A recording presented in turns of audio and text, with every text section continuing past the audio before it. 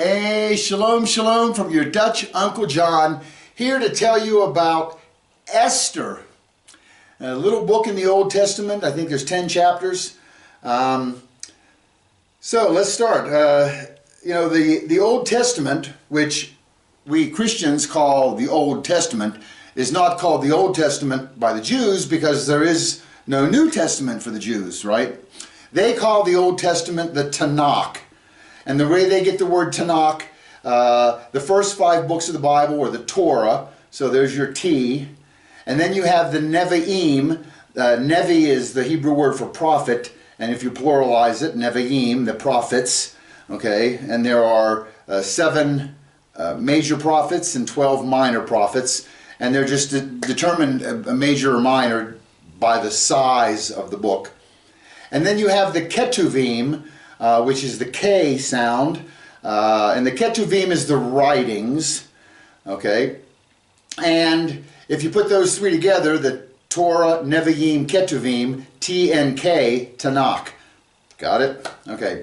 Well, Esther is in the Ketuvim. It's part of the writings, and there are 5 books in the Ketuvim that they call the Megillot, okay? A Megillah is a scroll, okay? That's the Hebrew word. And so the scroll of Esther, okay, that's what we're going to be studying today, or the Megillah of Esther. Got it? In fact, Esther is the most famous of the Megillahs, all right, or the Megillot. It's a feminine word, so it's pluralized with O-T on the end. In fact, if they just say the Megillah is Esther. Okay? So it's the scroll. So we're going to talk about the Megillah today. And the Megillah is actually referenced in the Torah. If you go back to Deuteronomy 31:18, it says, but I will surely hide my face in that day because of all the evil which they will do, for they will turn to other gods. All right, so where is Esther hidden in that verse? Well, the word seter is to hide, okay, hide something. And here in this verse, it says, I will surely hide my face in that day. And remember, in Hebrew, if you want to overemphasize something, I will surely, absolutely do something, you repeat the word twice. And here, you can see in Deuteronomy, he has haseter Esther. So it's being repeated twice. I'm not going to just hide, I will surely hide my face. And that word seter, Esther, is hide, okay? So when we come to the book of Esther, the book of Esther means something hidden, okay? And you'll notice when we began here, the first slide had Esther's name, and it was very faint, okay, hard to see, because there's a lot of stuff hidden in Esther. And by the way, remember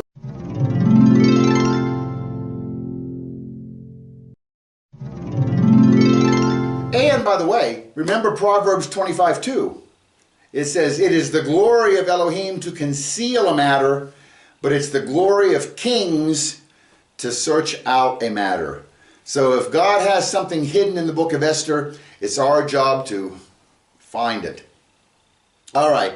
So, Esther, she's going to be kind of the star of this book. Her actual given name, her Hebrew given name is Hadassah. Okay? And Hadassah in Hebrew means myrtle, as in the plant or tree, the myrtle tree. Okay? If I'd have been thinking, I would have worn my Myrtle Beach shirt today, but I didn't pack it, so we're not wearing Myrtle Beach. But we are wearing San Antonio, and San Antonio, we have a little star here, And why is that important? Because Esther, when she was taken, she was part of the Jews who they were taken to Babylon, and then from Babylon they were taken to Persia. And her Persian name, they gave her a Persian name, which was Esther. And Esther means star in Persian. Okay, got it? So there's something hidden right there. Her name is hidden. And that word Esther in Persian means star. All right? And Esther has the unique quality or whatever that it does not mention God. It's one of the few books, I think maybe Song of Solomon might be the other one. So let's go ahead and begin in chapter 1. Okay, so now it took place in the day of Ahasuerus, who, by the way, is also known as Xerxes. Okay, so sometimes if I say Ahasuerus, which is difficult to say, I might just say Xerxes, same guy, he's the king of Persia at the time. Now it took place in the day of Ahasuerus, the Ahasuerus who reigned from India to Cush over 127 provinces. You can see here the map of how big the Persian Empire was at his time. He went from India, well there's India on the far right, all the way to Cush. Cush, by the way, is the area below Egypt. Egypt is known as Mitzrayim in Hebrew, and below that is Cush. So this would be kind of Sudan, Ethiopia area. So he had a very big empire, 127 provinces. And as I mentioned earlier, God is not mentioned in this book, but you are going to find him hidden, because Esther means something hidden, right? And Esther also has the significance of, it was the only biblical book not to have been found among the Dead Sea Scrolls. There's no portion of Esther in that, okay? Nor is Esther alluded to or quoted or mentioned anywhere in the New Testament. There are no prayers in Esther. There's no specific commandments or laws mentioned, and none of the characters are like overly moral or godly in the book of Esther. Interesting how that's all going to tie together. Verse 2, in those days, as King Ahasuerus sat on his royal throne, which was at the citadel in Susa. Susa, where have we heard that before? Remember in the book of Daniel, it talks about Susa. Daniel 8:2. I looked in the vision, and while I was looking, I was in the citadel of Susa, which is in the province of Elam. And I looked in the vision, and I myself was beside the Ulai Canal. Elam, by the way, is the ancient name for Persia, which is modern-day Iran. Verse 3. In the 3rd year of his reign, he gave a banquet for all his princes and attendants, the army officers of Persia and Media, the nobles of the princes of his provinces, being in his presence. Okay, in this verse, if you look at it in the Hebrew, here's our first hidden message. He has the word Messiah, Moshiach, hidden every 8 letters apart. I have them here in red. There's a mem, 8 letters later, shin, then a yud, then a chet. Remember, it's Mashiach. It ends in a chet. So Messiah is hidden every 8 letters apart. That's interesting that it would be 8, because 8 is the number of the Messiah. Yeshua, Jesus, Iousis in Greek, adds up to 888. So there's a little tie in there. Okay, Jesus is 888. Verse 4, and he displayed the riches of his royal glory and the splendor of his great majesty for many days, 180 days. When these days were completed, the king gave a banquet lasting 7 days for all the people who were present at the citadel in Susa, from the greatest to the least, in the court of the garden of the king's palace. Verse 6, There were hangings of fine white and violet linen, held by cords of fine purple linen on silver rings and marble columns, and couches of gold and silver on a mosaic pavement of porphyry, marble, mother of pearl, and precious stones. I don't know what porphyry is.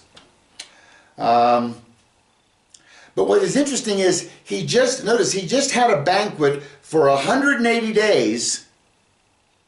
That's a long banquet. And then in verse 5, when these days were completed, the king gave a banquet lasting 7 days. So we've got 2 banquets. Like the 180-day banquet wasn't long enough. We're going to have another 7-day banquet on top of that. Verse 7, drinks were served in golden vessels of various kinds, and the royal wine was plentiful, according to the king's bounty. The drinking was done according to the law. There was no compulsion, for so the king had given orders to each official of his household that he should do according to the desires of each person. Queen Vashti also gave a banquet for the women in the palace which belonged to King Ahasuerus. Okay, notice there's a third banquet going on. Queen Vashti is having her own little banquet over here. Okay, keep that in mind. And I like the idea here. It says the drinking was done according to the law. There was no compulsion. Drink a little if you want, drink a lot if you want, don't drink at all if you want. It's up to you. That's very nice. And that's actually going to tie in with, God, He gives us bountiful amounts. And there's no compulsion that we have to memorize the entire Bible. No, you can read a little, you can read a lot. You're free to not read it at all. It's up to you, okay? So there might be a parallel here between, if we're playing typology, you have the king may represent God in this picture, or in this book. Verse 10, on the 7th day, when the heart of the king was merry with wine, he commanded Memuman, Bigtha, Harbona, Bigtha, Abagatha, Zethar, and Carcass, the 7 eunuchs who served in the presence of King Ahasuerus, to bring Queen Vashti before the king with her royal crown in order to display her beauty to the people and the princes, for she was beautiful. But Queen Vashti refused to come at the king's command delivered by the eunuchs. Then the king became very angry, and his wrath burned within him. Verse 13, then the king said to the wise men who understood the times, for it was the custom of the king so to speak before all who knew law and justice, and were close to him, Karshena, Shethar, Admatha, Tarshish, Merez, Marsena, and Memucan, the 7 princes of Persia and Media who had access to the king's presence and sat in the first place in the kingdom. According to law, what is to be done with Queen Vashti because she did not obey the king's command delivered by the eunuchs? Okay, we got to tear this apart for a minute here. So the king's having this party. He invites Queen Vashti to show off her beauty. She refuses to come to the party. And now some punishment has to be given to her. So the king said to the wise men who understood the times, what should be done to Queen Vashti? These wise men who understood the times, you know who they are? Remember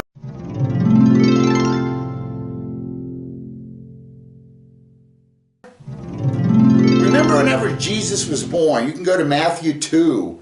Okay, let's read that. Now after Jesus was born in Bethlehem of Judea in the days of Herod the king, Magi from the east arrived in Jerusalem, saying, where is he who has been born King of the Jews? For we saw his star in the east and have come to worship him. These Magi means the wise men. And they came from the east. Remember, Daniel was taken captive to Babylon. And then Babylon was conquered. That was Nebuchadnezzar took them, right? Took the Jews. And then Persia invaded Babylon and took the Jews to Persia. So now you have all these Jews there, including Daniel. And Daniel makes prophecies about the Magi. Okay, Daniel was one of the Magi. He was one of the wise men. They gave him the choice food, and he came up with all kind of wise things. In fact, in Daniel, is it 9? He actually prophesies when to the day the Messiah will arrive. And this is all recorded in the records of Media and Persia. So, because Daniel had prophesied when the Messiah will arrive, Daniel later dies, and hundreds of years go by, and those wise men who were in the court there in Persia, they're reading Daniel's prophecy, and they're saying, hey, look, this Messiah should be arriving soon. Let's go to Jerusalem and look for him. That's why Magi showed up at Jesus' birth, because of Daniel's prophecy. And those wise men are the ones referred to here in Esther 1:13. The king said to the Magi who understood the times. Got it? Very nice. It all ties in. Verse 16. In the presence of the king and the princes, Memucan said, Queen Vashti has wronged not only the king, but also all the princes and all the people who were in all the provinces of King Ahasuerus. For the queen's conduct will become known to all the women, causing them to look with contempt on their husbands by saying, King Ahasuerus commanded Queen Vashti to be brought into his presence, but she did not come. Verse 18, this day the ladies of Persia and Media, who have heard of the queen's conduct, will speak in the same way to all the king's princes, and there will be plenty of contempt and anger. If it pleases the king, let a royal decree go out from him, and let it be recorded in the laws of the Persians and the Medes, so that it will not be altered, that Vashti shall come no more before King Ahasuerus, and let the king give her royal position to another who is better than she. So we're going to replace Vashti with a new queen, and she will not be able to come again to the king's presence. Wow. So again, let's play the typology. Who would Vashti be? Well, you know, if the king represents God, and God summons his bride, and she doesn't come, well, that's kind of reminiscent of God promised the Jews that a Messiah will come. And the Messiah came, and the Jews rejected him. They did not accept. So I could kind of see in typology that Vashti represents the Jews in this story. It's all prophetic because this happened before the Messiah showed up. Okay, so Vashti's going to have her queenness taken from her, which is not uncommon in the Old Testament. 1 Samuel 15:28. So Samuel said to Saul, the Lord has torn the kingdom of Israel from you today and has given it to a neighbor of yours who is better than you. So it's not unheard of to have your kingship or queenship taken from you. By the way, this whole beginning part of the book of Esther on having a previous queen, Vashti, who refuses to come and then gets dethroned, actually that really has no point in the story of Esther, which is about to start. Esther's going to be introduced soon, because you could have just had the king, a single king, looking for a queen. But there was a reason that he had to put this part at the beginning of Vashti not showing up and being banned. So there's got to be some kind of a tie-in as to why that even occurred, because otherwise it's not germane to the story. Okay. Esther 1:20. When the king's edict, which he will make, is heard throughout all his kingdom, great as it is, Then all women will give honor to their husbands, great and small.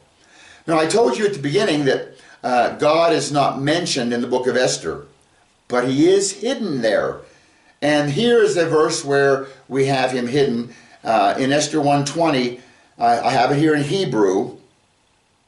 Notice that on the second line, you have 4 words in a row that begin, one of them, the first one there begins with a hey, then a vav, then a hey, then a yod, which is Yahweh, if you read them backwards, right? Yud, hey, vav, hey. So he has his name, God has his name, Yahweh, hidden, appearing backwards, and then they begin 4 consecutive words. Just keep that in mind. We'll see it more in the future here. Okay, verse 21. This word pleased the king and the princes, and the king did as Memucan proposed. So he sent letters to all the king's provinces, to each province according to its script, and to every people according to their language, that every man should be master in his own house, and the one who speaks in the language of his own people.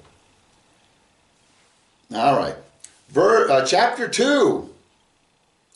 Verse 1, after these things, when the anger of King Ahasuerus had subsided, he remembered Vashti and what she had done and what had been decreed against her. Wow, that's interesting, because in chapter 1, he is banished or forgot. Queen Vashti, she's history, no more.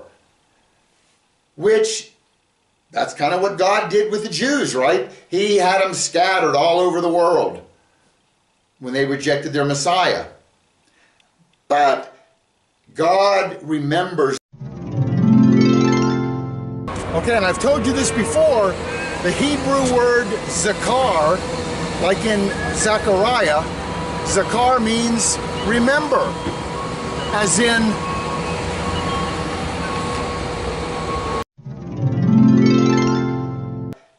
God remembers the Jews. He made a promise to Abraham which he cannot come back, he can't back out of.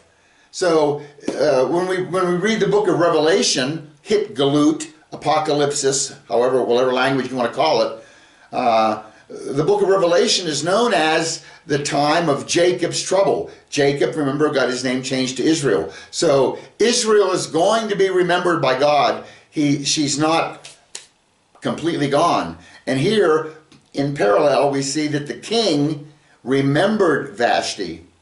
So another nice tie-in that God, although he dismissed the Jews, he remembered them, and he's going to finish the story with Abraham having remembered the Jews. They're not been replaced by any other church, right? The Jews are the chosen people.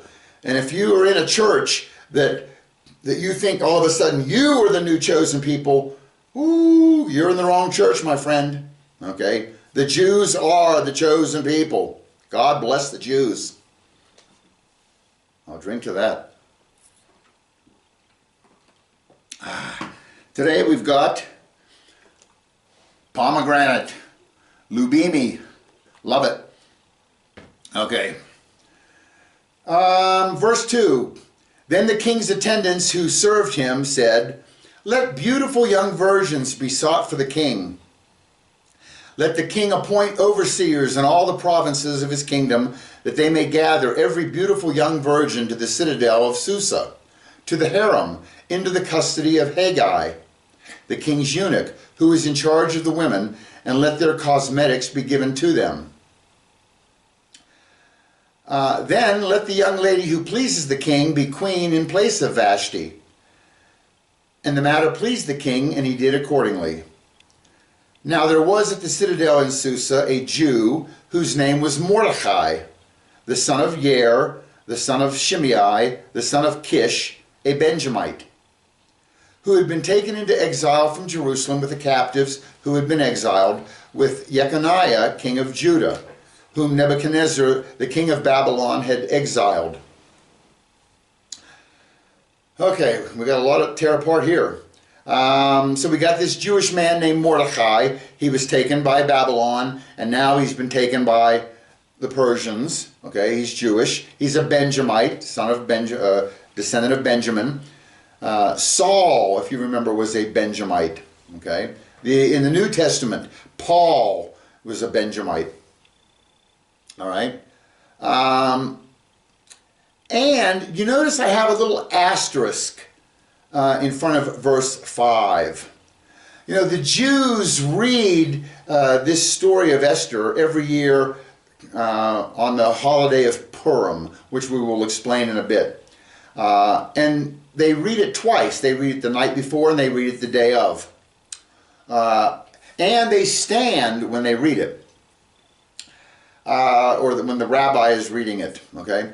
But there are 4 verses in Esther that when they show up, everybody in the congregation reads together. And verse 5 is one of those.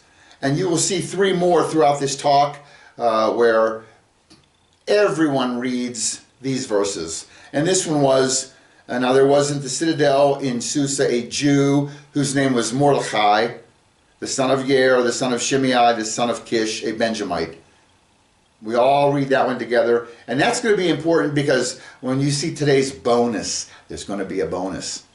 That will come into play. Verse 6. We've already read verse 6, but I wanted to point out to you here, I told you that God's name was not mentioned, but it is kind of hidden again here in verse 6. Look in the 3rd line with Jeconiah, king of Judah. Jecon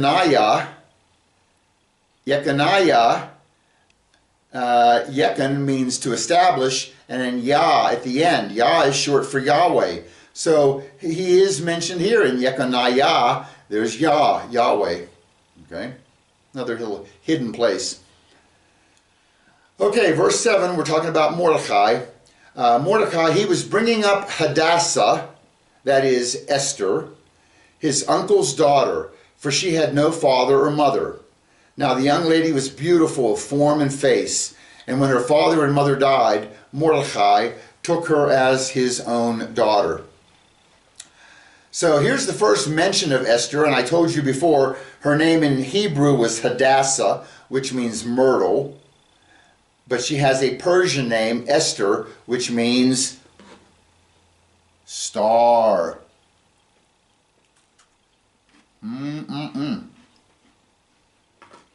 All right. And a lot of times, you'll hear preachers and teachers talk about Mordecai was Esther's uncle. But he's not the uncle. He's a cousin. Look what it says. Mordecai, was bringing up Esther, his uncle's daughter. Well, to be an uncle's daughter, uncle was going to be his mother's brother or his father's brother's child. That's who Esther would be, which makes them cousins. He just happens to be much older than Esther, but he's not an uncle, he's a cousin. So says the book. And you're going to see Mordecai is actually the hero of this story. I think more so than Esther. You'll see Mordecai's name is mentioned 58 times in this whole story. Esther's name is only mentioned 53 times. Okay? And you'll see Mordecai has the fortitude. He's the wise, unbending guy. Esther is actually a little bit frightened at times to do what she happens to have to do. Okay? She's going to do it, and she ends up being the heroine of the story. But I think Mordecai is even higher up on the faith in God scenario here. Okay, Esther 2:8. So it came about when the command and decree of the king was heard, and many young ladies were gathered to the citadel of Susa into the custody of Haggai, that Esther was taken to the king's palace into the custody of Haggai, who was in charge of the women. This guy Haggai, this eunuch who's going to prepare the women for the king to then choose his new queen. Let me remind you of the Hebrew alphabet. We've shown you before, if you've watched my alphabet series, Aleph is God, the Father. This is God's letter, Aleph. Bet represents Ben or Bar, the Son of God. Okay? And Gimel is the third. Gimel, its ancient picture is a camel. And Gimel represents the Holy Spirit. What? How does a camel represent the Holy Spirit? Well, I can't go into that whole talk, but if you watch the Akedah Part 2, it explains it very nicely. Okay? John the Baptist was a type of Holy Spirit, and he was always wearing camel hair and a leather belt.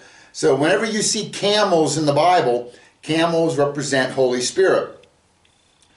And so, the letter Gimel represents Holy Spirit. It only makes sense. If God's going to make an alphabet, and he's a three-in-one complex unity God, Father, Son, Spirit, the first three letters, Aleph, Bet, Gimel, Father, Son, Spirit. It's logical. And God is, if anything, logical. So Gimel represents Holy Spirit. Now let's look at this guy who's this eunuch who's going to help the women prepare for their meeting of the king.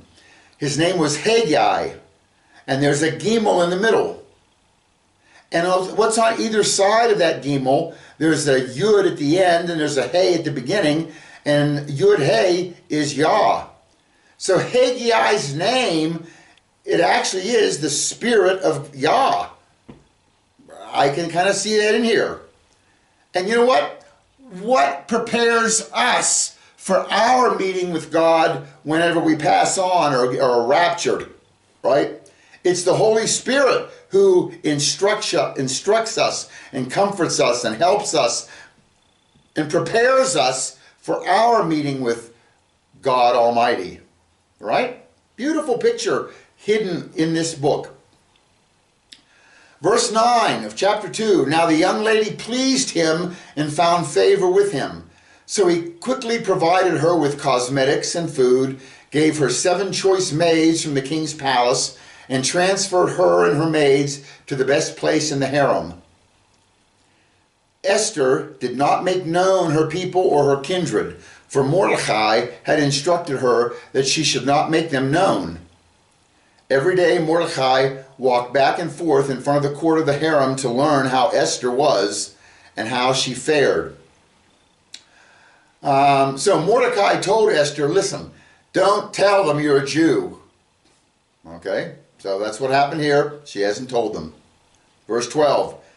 Now when the turn of each young lady came to go into King Ahasuerus, after the end of her 12 months under the regulations for the women, for the days of their beautification were completed as follows: 6 months with oil of myrrh, and 6 months with spices and the cosmetics for women. The young lady would go into the king in this way. Anything that she desired was given her to take with her from the harem to the king's palace. So after a year of preparation, each woman is going to go in before the king, and they can take whatever they want with them.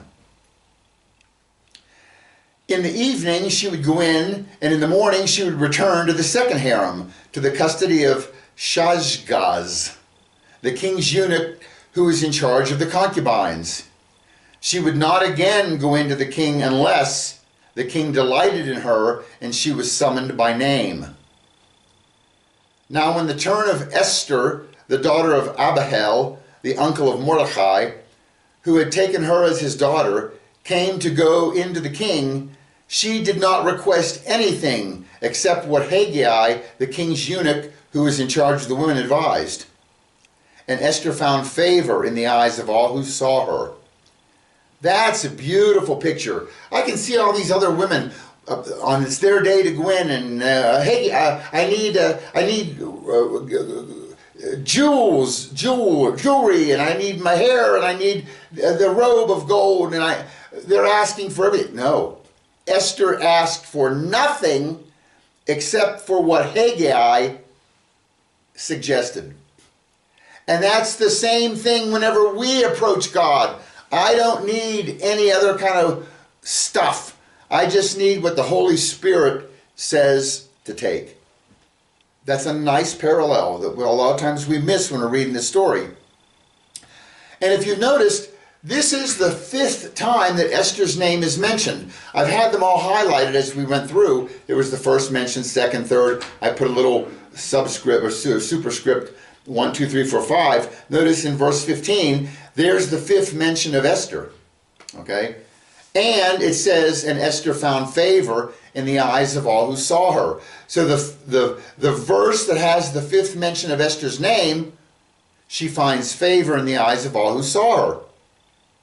Remember, 5 is the letter Hey. Hey is behold, a revelation, an open window, some blessing, something big is coming. Okay? And the 5th mention of someone's name, they find favor, they find grace. This 5, hey, favor, grace, revelation, behold.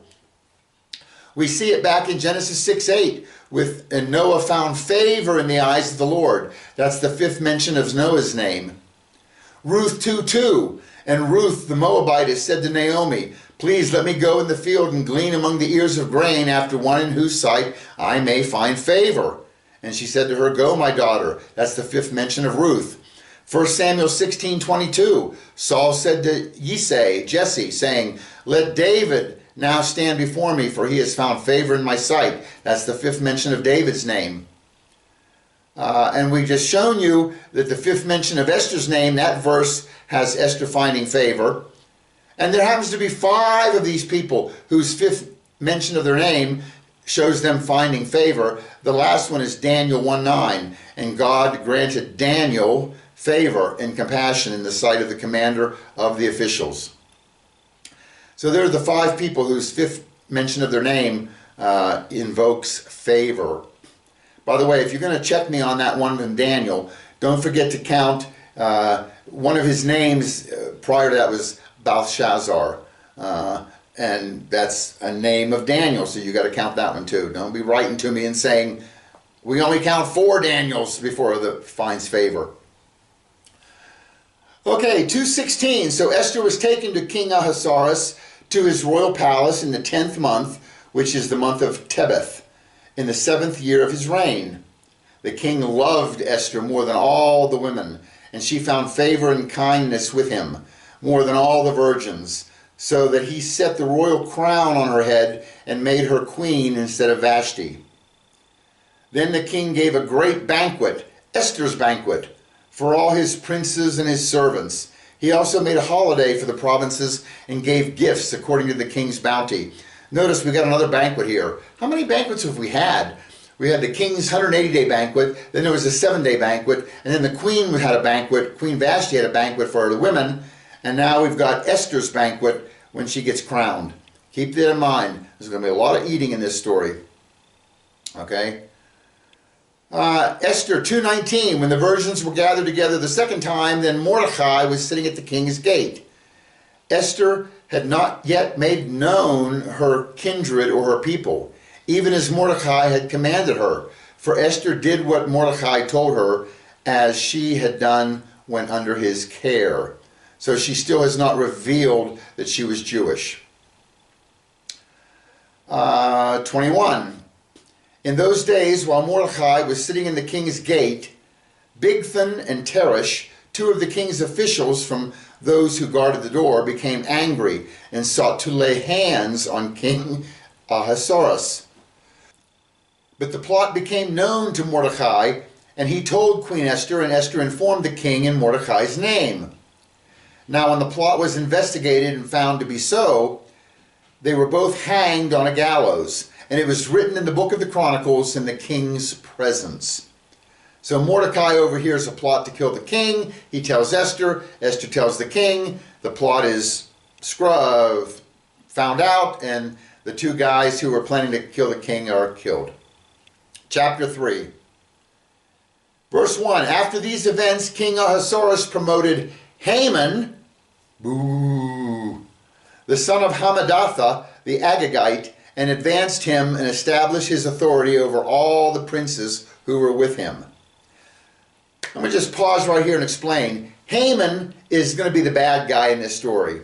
And the Jews, they blot out his name. They don't want to hear it ever. So I've put lines through Haman's name here. So we're blotting it out because he is a bad guy. Okay. In fact, every year when the Jews read this Megillah, a lot of times the kids will dress up as the different characters. And when Esther comes on stage, everybody yells and applauds. And whenever Mordecai, he's the hero, everybody cheers for Mordecai. But whenever Haman's name is mentioned, boo, boo, they drown it out with yells and screams so as not to even hear his name. Okay? So we have it blacked out, and it will be like that throughout this story, if you're wondering why it's like that. Verse 2, all the king's servants who were at the king's gate bowed down and paid homage to Haman, for so the king had commanded concerning him. But Mordecai neither bowed down nor paid homage. Then the king's servants who were at the king's gate said to Mordecai, why are you transgressing the king's command? Why aren't you bowing down when Haman comes past? Verse 4, now it was when they had spoken daily to him, and he would not listen to them, that they told Haman to see whether Mordecai's reason would stand, for he had told them he was a Jew. When Haman saw that Mordecai neither bowed down nor paid homage to him, Haman was filled with rage. But he disdained to lay hands on Mordecai alone, for they had told him who the people of Mordecai were. Therefore Haman sought to destroy all the Jews, the people of Mordecai, who were throughout the whole kingdom of Ahasuerus. Verse 7, in the first month, which is the month Nisan, in the 12th year of King Ahasuerus, Pur, that is the lot, was cast before Haman from day to day and from month to month until the 12th month, that is the month of Adar. Pur, P-U-R, is the Hebrew word for a lot, or picture a die. Okay, you're going to cast dice. All right, and Pur is one die. If you pluralize it, Yud Mem, Purim. Those are dice, more than one, okay? And I don't know if they're using dice or whatever. They're using something to throw and to cast down and predict a day or something in the future, okay? And this name, Purim, ends up becoming a Jewish holiday that celebrates the whole Esther story. So Purim just means lots or dice. Lots, not like lots and lots, many, but you're casting lots. Okay, casting dice. Verse 8, then Haman said to King Ahasuerus, there is a certain people scattered and dispersed among the peoples in all the provinces of your kingdom. Their laws are different from those of all other people, and they do not observe the king's laws, so it is not in the king's interest to let them remain. If it is pleasing to the king, let it be decreed that they be destroyed. And I will pay 10,000 talents of silver into the hands of those who carry on the king's business, to put into the king's treasuries.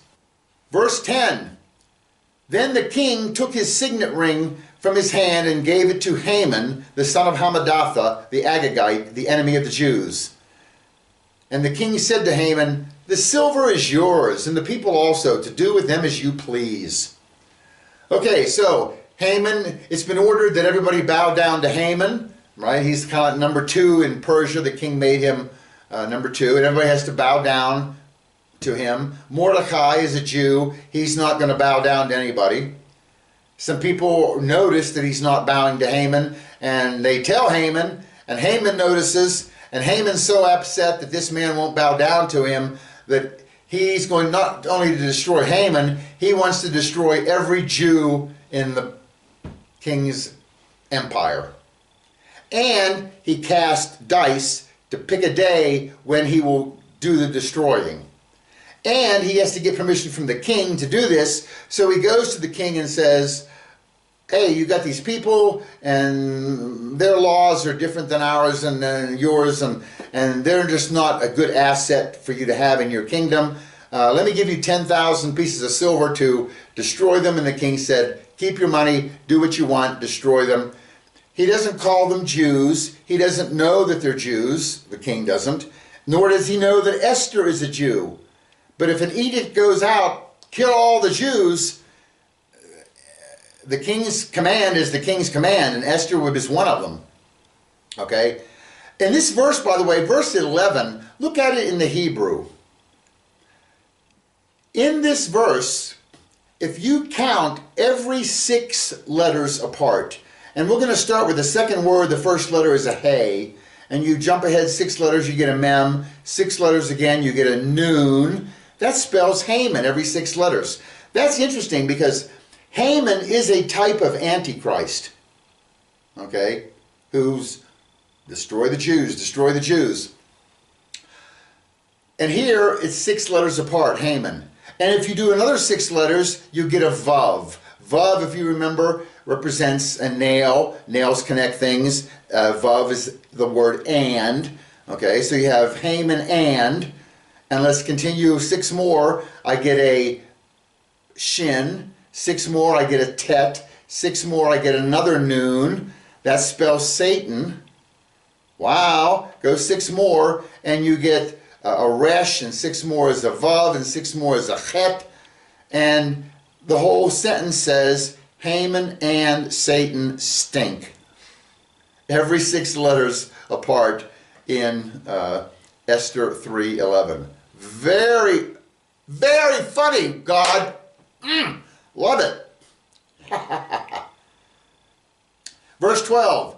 Then the king's scribes were summoned on the 13th day of the first month, and it was written just as Haman commanded to the king's satraps, to the governors who were over each province, and to the princes of each people.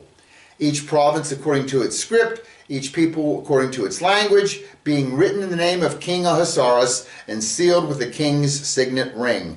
Haman gets permission then, right, to destroy these people. He sends out an edict to all the 127 provinces. It's sealed with his signet ring because the king gave him the ring, right? He can put whatever he wants now.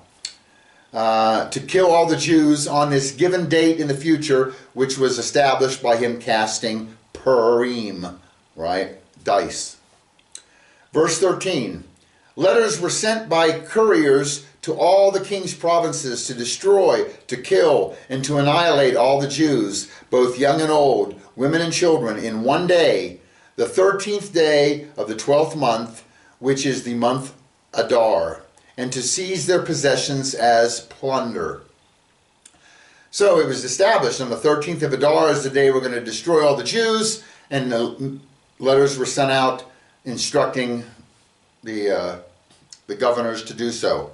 By the way, the month of Adar, it's going to be end of February, maybe middle of March. It changes every year because the Jewish calendar is not exactly tied to ours. But just so you know roughly when this is. And the Jews do celebrate Purim, in February or March. I think in this year, 2022, it's going to be in March. Verse 14, a copy of the edict to be issued as law in every province was published to all the peoples so that they should be ready for this day. The couriers went out impelled by the king's command, while the decree was issued at the citadel in Susa, and while the king and Haman sat down to drink, the city of Susa was in confusion. Yeah, I can see that. This edict goes out to kill all these people. What's happening? Chapter 4.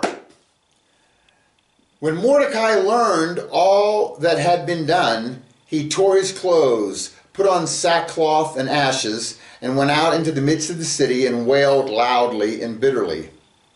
He went as far as the king's gate, for no one was to enter the king's gate clothed in sackcloth. There in this verse, we have the verse here, right? It does have El Shaddai every 7 letters apart. So here's another place where God's name is hidden, El Shaddai. El, Elohim, Shaddai is Almighty. And it's every 7 letters apart. Very clever, because God's perfection, completion number is 7. Verse 3, in each and every province where the command and decree of the king came, there was great mourning among the Jews, with fasting, weeping, and wailing, and many lay on sackcloth and ashes. Then Esther's maidens and her eunuchs came and told her, and the queen writhed in great anguish. And she sent garments to clothe Mordecai, that he might remove his sackcloth from him, but he did not accept them. Then Esther summoned Hathach from the king's eunuchs, whom the king had appointed to attend her, and ordered him to go to Mordecai to learn what this was and why it was. So Hathach went out to Mordecai to the city square in front of the king's gate.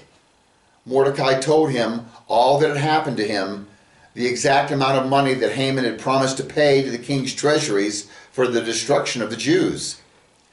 He also gave him a copy of the text of the edict, which had been issued in Susa for their destruction, that he might show Esther and inform her, and to order her to go into the king to implore his favor and to plead with him for her people. Hathach returned and related Mordecai's words to Esther. Then Esther spoke to Hathach and ordered him to reply to Mordecai, all the king's servants and people of the king's provinces know that for any man or woman who comes to the king to the inner court who is not summoned, he has but one law, that he be put to death, unless the king holds out to him the golden scepter, so that he may live. And I have not been summoned to the king for these 30 days. They related Esther's words to Mordecai. Then Mordecai told them to reply to Esther, do not imagine that you in the king's palace can escape any more than all the Jews. So, what's happening here? Mordecai lets Esther know what's happening and says, Esther, you've got to save us. You need to go before the king and plead our case. Esther said, I can't do that, because the rule is anybody who shows up to the king without being summoned will be put to death, unless the king holds out his golden scepter to that person. But what if he doesn't? Then I'm a dead woman. This is Esther's thinking. You got it? So Esther here, she has some trepidation about going in. She's not, and Mordecai, he's 100%. I'm not bowing down to no Haman. I'm not bowing. He's being true to God, Mordecai. He's not afraid. Esther here has a little fear, right? I don't know. I can't go before the king. If I go without being summoned, I could be killed. So I'm just letting you know. I know the book is called Esther, but I think Mordecai is the really big hero here of all. Okay. Verse 14. For if you remain silent at this time, this is Mordecai speaking, for if you remain silent at this time, relief and deliverance will arise for the Jews from another place, and you and your father's house will perish. And who knows whether you have not attained royalty for such a time as this. Wow, that's powerful. That's very powerful. Mordecai is saying, listen, Esther, if you don't want to go do it, whatever. He doesn't mention God here, but it's from God. Relief and deliverance will arise from someplace else. Either you go in before the king and plead our case, or it'll happen another way, but it's going to happen. And if you don't do it, you and your family might get wiped out. Okay, but deliverance will come from somewhere. God is going to be faithful to we Jews. That's what I'm seeing in this verse. Verse 15. Then Esther told them to reply to Mordecai, go, assemble all the Jews who are found in Susa, and fast for me. Do not eat or drink for 3 days, night or day. I and my maidens also will fast in the same way.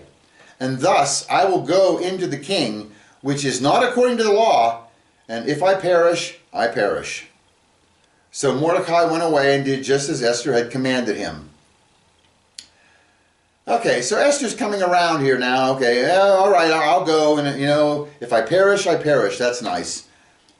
And I like that verse 14 also, that for such a time as this. We hear that how many women's studies, how many men's studies we talk about. It's titled, "For Such a Time as This," right? But remember, Esther at first had she was a little squeamish about going. But she came around and she finally decided, if I go, I go. If I perish, I perish. All right. This kind of reminds me of life. Because sometimes we get into these positions where there's just no way out that we can see, right?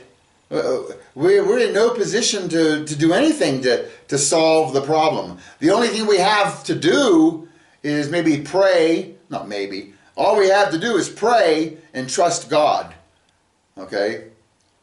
So this is one of those times right here.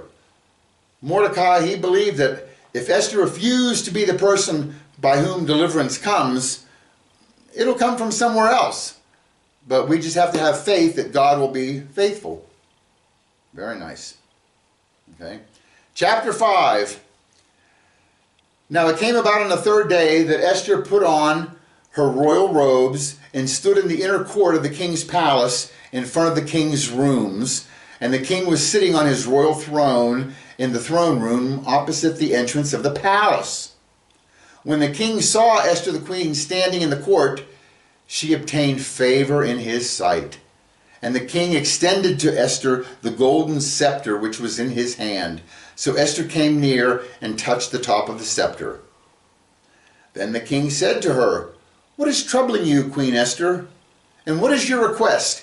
Even to half of the kingdom it shall be given to you." Esther said, "If it pleases the king, may the king and Haman come this day to the banquet that I have prepared for him." In this verse 4, we have another instance of God's name being hidden. Notice we have four words. The first line there, 1, 2, 3, 4, 5, 6. The 7th word begins with a yod. Then the next word is a hey, the next word is a vav, the next word begins with a hey. You have yud hey vav hey appearing forwards, beginning 4 consecutive words. That's nice. God's name's hidden. Remember we saw it before, it was hidden backwards, right? Yud hey vav hey. And she's requested that he comes to a banquet that they have prepared. Then the king said, "Bring Haman quickly, that we may do as Esther desires." So the king and Haman came to the banquet which Esther had prepared. By the way, here's another banquet. How many banquets have we had so far? As they drank their wine at the banquet, the king said to Esther, "What is your petition? For it shall be granted to you. And what is your request? Even to half of the kingdom it shall be done." So Esther replied, "My petition and my request is, if I have found favor in the sight of the king, and it pleases the king to grant my petition and do what I request, may the king and Haman come to the banquet which I will prepare for them, and tomorrow I will do as the king says." Okay. Her request is, she went before the king, he held out the scepter, she put her hand on it. "What is your request?" "I'll give you up to half of my kingdom, Esther. What do you want?" "I want you and Haman to come to a banquet I have prepared today." So the king and Haman go to the banquet. "Okay, Esther, I'm here. What is your petition? Up to half of the kingdom. What do you want?" "Yes, I'd like you to come to a banquet I have prepared for you tomorrow." That's what it says. Look, 5:4. "If it pleases the king, may the king and Haman come this day to the banquet that I have prepared for him." Then the king and Haman go to a banquet. Then in 5:7, 5:8, they actually go to the banquet and says, what is your request, Esther? And she says, may the king and Haman come to the banquet which I will prepare for them tomorrow. Then the king and the Haman go to a banquet. My request is you come to a banquet. They go to the banquet, and okay, what is your request? You come to another banquet tomorrow. How many banquets have we had so far in this story? And now we got 2 in a row that actually don't make much sense, right? Why didn't she just ask what she wanted to ask? Why did she ask him to a banquet in order to ask him to a banquet? All right, this one might play out by the end of the story. By the way, this is going to be a 2-part video, so that's going to come out in part 2. Hopefully this will bring you back. Esther 5:9. Then Haman went out that day glad and pleased of heart. But when Haman saw Mordecai in the king's gate, and that he did not stand up or tremble before him, Haman was filled with anger against Mordecai. Haman controlled himself, however, went to his house, and sent for his friends and his wife Zeresh. Then Haman recounted to them the glory of his riches, and the number of his sons, and every instance where the king had magnified him, and how he had promoted him above the princes and servants of the king. Haman also said, even Esther the queen, let no one but me come with the king to the banquet which she had prepared, and tomorrow also I am invited by her with the king. Yet all of this does not satisfy me every time I see Mordecai the Jew sitting at the king's gate. So he's got everything. He got the king's signet ring. He's been invited by the queen to a banquet and to another banquet. He's number 2 in all of Persia. And what's got him all worried is this one Jew who won't bow down to him. Isn't it? We get these in our own brain, don't we? We're hung up on one stupid little thing. And it's our downfall. Okay, what did Emerson say? Foolish consistency is the hobgoblin of little minds. There's one right here. Okay.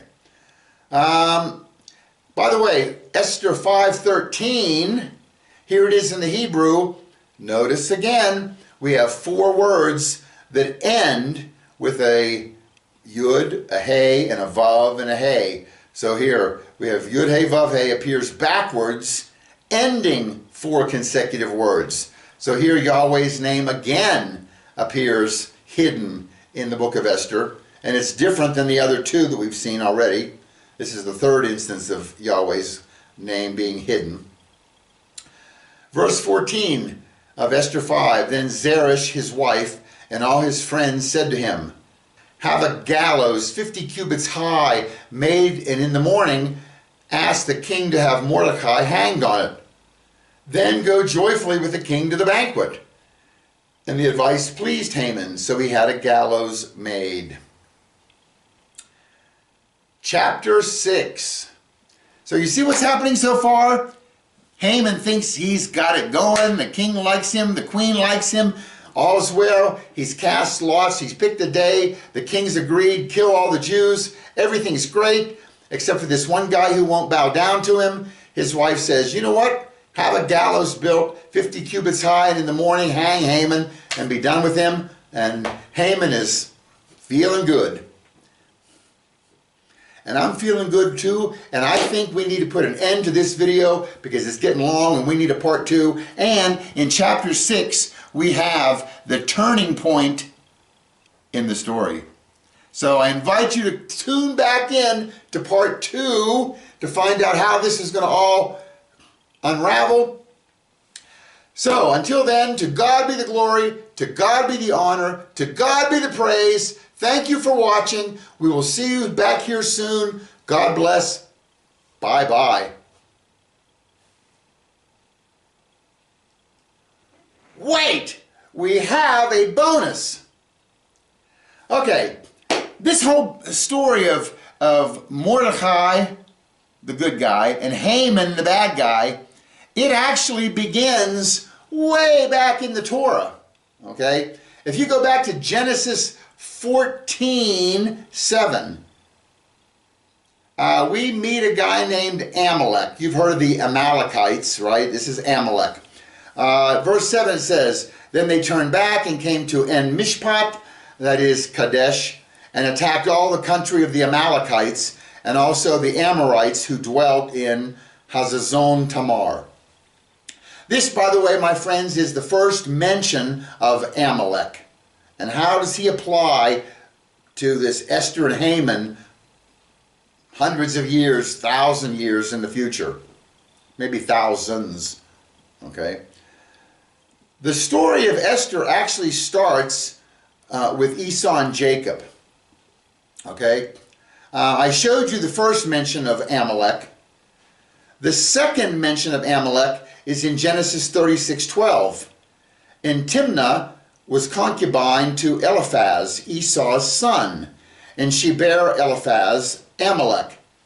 These were the sons of Adah, Esau's wife. Okay, who was Eliphaz? Eliphaz, you remember Jacob and Esau, right? Jacob got the blessing. Jacob sold the stew. He put the hair on his arm and got the blessing from his father. And Esau was really angry. Okay. Well, Esau eventually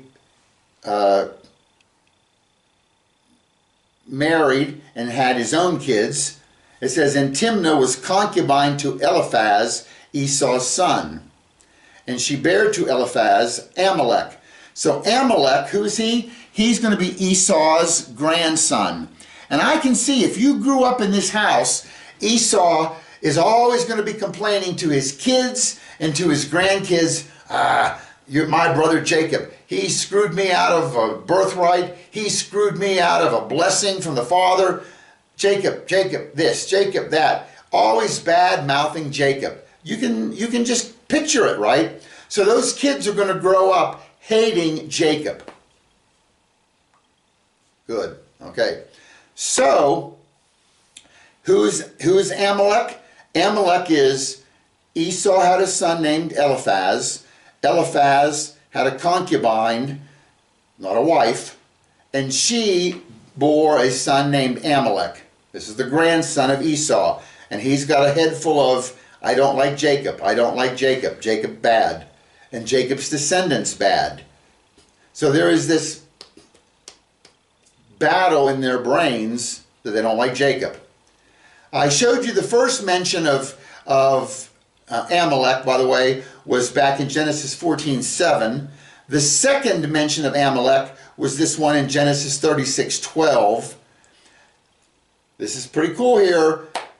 If you start with the first mention of Amalek, take the Ayin, because Amalek's name is Ayin Mem Lamed Kuf.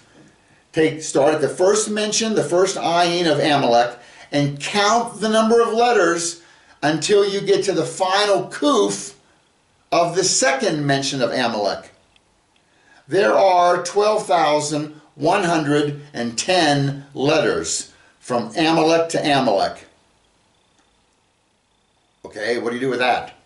Well, the book of Esther contains 12,110 letters.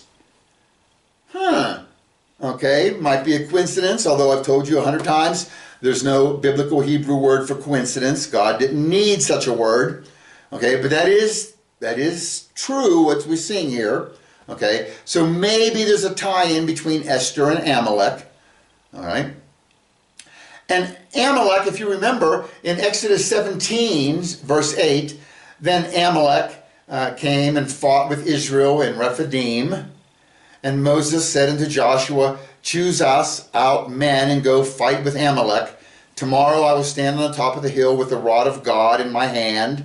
And Joshua did as Moses had said to him, and they fought with Amalek. And Moses, Aaron, and Hur went up to the top of the hill. And it came to pass, when Moses held up his hand, that Israel prevailed. And when he let down his hand, Amalek prevailed. Remember this? And they actually had, Moses sat on a rock, and it said, and Aaron and Hur held up Moses' hand, and as long as his hand was in the air, Israel was winning.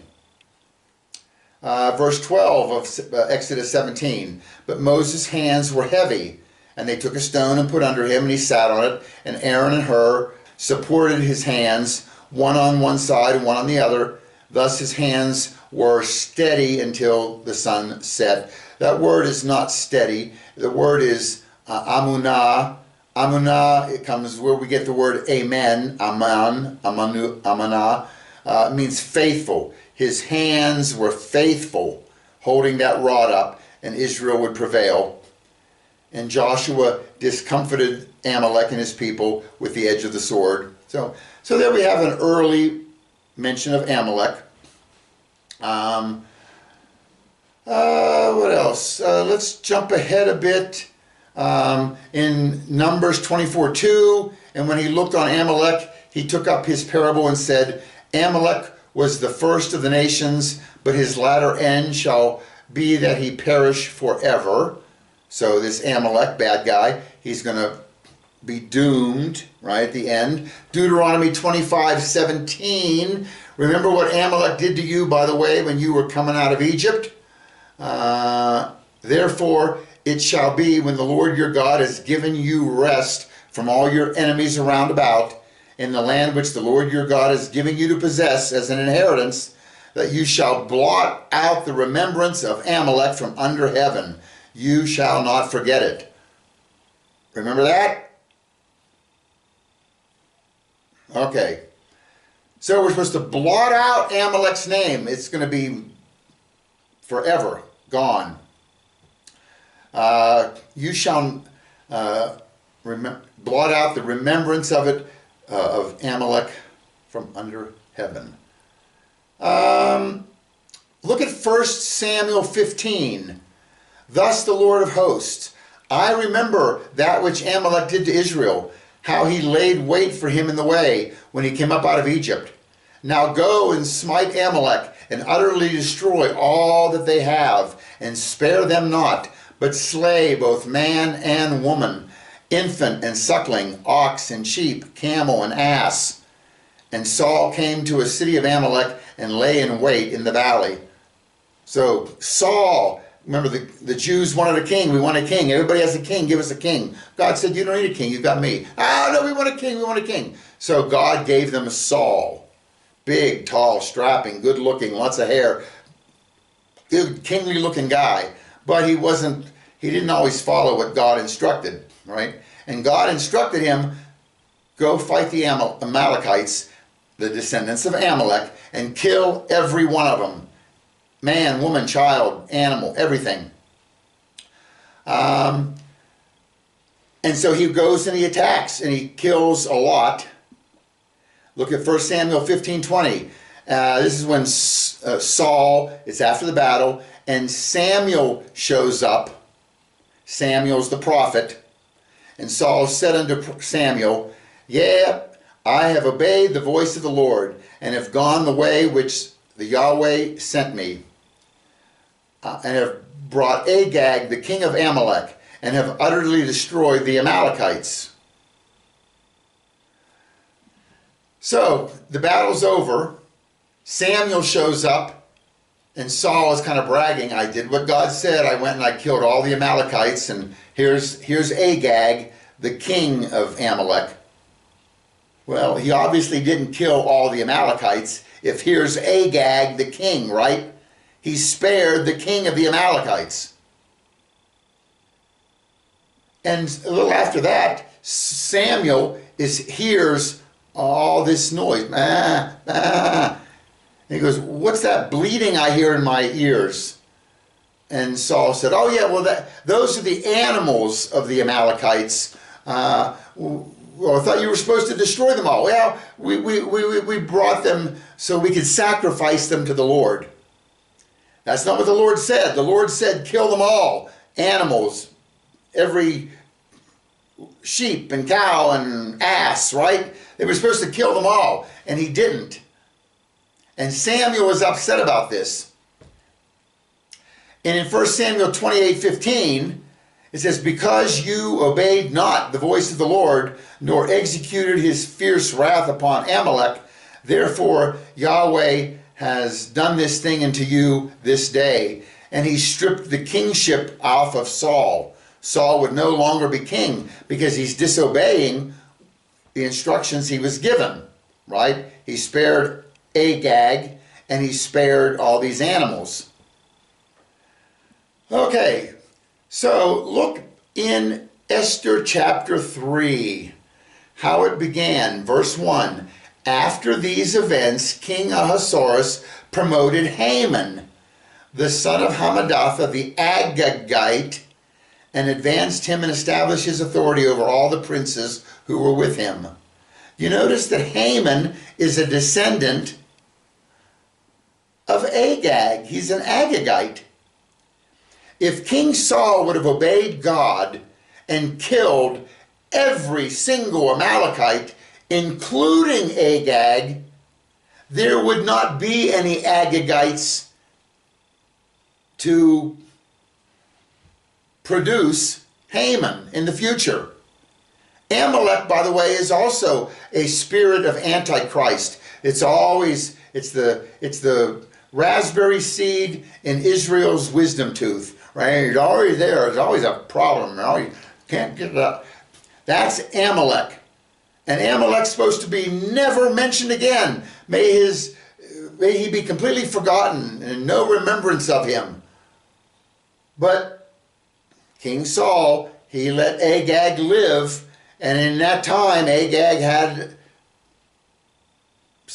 child, or had sex with somebody to have a child, and his line continued, which then produced Haman, an Agagite. You see, disobedience to God produces problems in the future. We see that right here. 1 Samuel 15:20, and Saul said unto Samuel, yes, I have obeyed the voice of the Lord, and have gone the way which Yahweh sent me. And I brought Agag, the king of Amalek, and have utterly destroyed the Amalekites. Yeah, he brought Agag. All right. Now, let's look at 2 Samuel 16. There was a guy named Shimei. Anybody remember Shimei, what he did? He's a Jewish guy. Verse 5. Now when King David came to Bahurim, there was a man from the family of the house of Saul, whose name of Shimei, the son of Gera, coming from there. And he came out cursing continuously as he came. And he threw stones at David and at all the servants of King David. And all the people and all the mighty men were on his right and his left. Also Shimei said thus when he cursed, come out, you bloodthirsty man, you rogue. Remember, King David, remember the incident he had with Bathsheba, right? He looks across and sees this beautiful woman who's married, and so he finds out that the husband is out fighting the war, the battle, so he calls for the husband to come, and he says, give me an update on the battle, and he gives him an update, and he says, okay, great, why don't you take a few days off, and the guy doesn't want to take a few days off, and because David had slept with Bathsheba, right? And he has to account for Bathsheba's pregnancy. So he brings her husband home, tells him, go spend a couple of days with your wife, and then go back to the battle. And Uriah the Hittite, that's the wife or the husband, says, no, I don't want to have a few days off if all of my men can't have a few days off, so I'm going to go back to the battle now. So David's got a problem. Bathsheba's pregnant, and there's no reason for her to be pregnant because the husband is at battle. He didn't impregnate her. Remember this story? So David has some baggage in his past, and he's not squeaky clean. He ends up sending the husband to the front lines to get killed, right? And then David can then legitimately marry her and sleep with her and account for this pregnancy. So he's got some ugly stuff in the past, and Shimei knows it. Shimei, he's a Benjamite, right? Shimei, it said. So Shimei is not a fan of David, and he's cursing him, and he's throwing rocks at him and his mighty men. Remember this? Okay, it says, we just said it in 2 Samuel 16. Verse 8 of 2 Samuel 16. The Lord has brought upon you all the blood of the house of Saul, in whose place you have reigned. And the Lord has delivered the kingdom into the hand of Absalom your son. So now you are caught in your own evil, because you are a bloodthirsty man. Then Abishai, the son of Zeruiah, said to the king, why should this dead dog curse my lord the king? Please let me go over and take off his head. But the king said, What have I to do with you, you sons of Zeruiah? So let him curse, because the Lord has said to him, curse David. Who then shall say, why have you done so? So Shimei is cursing David because David's not the squeakiest clean history. And Shimei's cursing him and throwing stones at him. And David's men says, listen, he shouldn't be throwing stones at you, King David. Let us go take off his head. And David said, no, maybe the Lord told him to curse David. So David showed mercy to Shimei, the man who was cursing him and throwing rocks at him. Shimei the Benjamite. 2 Samuel 2, 16, 11. And David said to Abishai, to all his servants, see how my son who came from my own body seeks my life. How much more now may this Benjamite? Let him alone and let him curse, for so the Lord has ordered him. It may be that the Lord may look on my affliction, and that the Lord will repay me with good for his cursing this day. David is showing mercy on Shimei the Benjamite and saying, maybe the Lord wants him to curse me, but maybe the Lord will repay with good whatever cursing this Shimei the Benjamite is doing. Okay, well, look at Esther 2:5. When we're introduced to Mordecai, it says, now there was, oh, and by the way, this is one that we all read together. So if you're watching along, let's read it together. Esther 2:5. Now there was at the citadel in Susa a Jew whose name was Mordecai, the son of Yair, the son of Shimei, the son of Kish, a Benjamite. And when it says has these three names, Yair, Shimei, Kish, that doesn't mean there was just 4 generations between between Mordecai and Shimei. Just because they named a few, there's a lot of other fathers and generations that may not be mentioned. They're naming the big ones here, okay? There's probably a lot more there's a lot more generations between these two, okay? But notice Mordecai is a descendant of Shimei the Benjamite. Do you realize the significance of that? If David would have said, yes, go take off that dog's head for cursing me, Shimei would not be. And that means Shimei's son would not be, and Shimei's son's son, and Shimei's great-great-great-great-grandson, Mordecai, would not be. There would be no Mordecai, a hero in the Esther story, if David would have had Shimei's head removed. So now we're going to look at both of these examples. If, because of Saul's disobedience, Agag lived, and Agag had children who produced Haman, the antagonist in the Esther story. And David showed mercy to Shimei, and because of that mercy, Shimei had descendants and descendants and descendants, which produced Mordecai, who was the hero of the Esther story and ended up saving the Jews. Beautiful, beautiful picture. You got it? Saul's disobedience led to Haman.